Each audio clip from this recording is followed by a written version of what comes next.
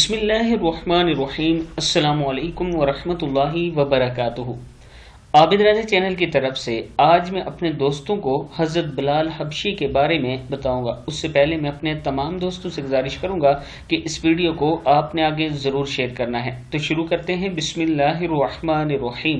حضرت بلال حبشی رضی اللہ تعالی عنہ مشہور صحابی ہیں جو مسجد نبوی کے ہمیشہ مؤذن رہے۔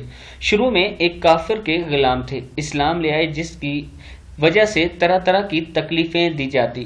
یہ ایک کافر سردار تھا جو مسلمانوں کا سخت دشمن تھا۔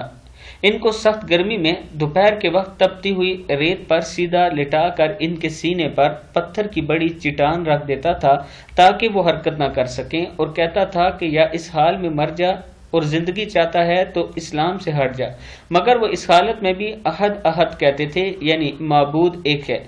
رات کو زنجیروں میں باندھ کر کوڑے لگاتا تھا اور اگلے دن ان زخموں کو گرم زمین پر ڈال کر اور زیادہ زخمی کیا جاتا تاکہ بے قرار ہو کر اسلام سے پھر جائے یا تڑپ تڑپ کر مر جائے۔ عذاب دینے والے اکتا جاتے، کبھی ابو جہل اور کبھی اس سردار کا نمبر آتا اور کبھی اوروں کا، اور ہر شخص اس کی کوشش کرتا کہ تکلیف دینے میں زور ختم کر دے، حتیٰ کہ حضرت ابو بکر صدیق رضی اللہ تعالی عنہ نے اس حالت میں دیکھا تو ان کو خرید کر آزاد فرمایا۔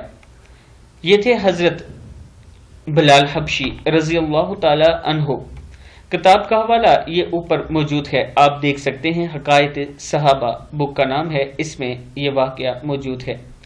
ایک مرتبہ درود شریف پڑھ کر اس کو آگے شیئر کر دیں اور نبی اکرم صلی اللہ علیہ وآلہ وسلم کے تمام صحابہ کا عشق اور محبت اپنے دل میں رکھا کریں۔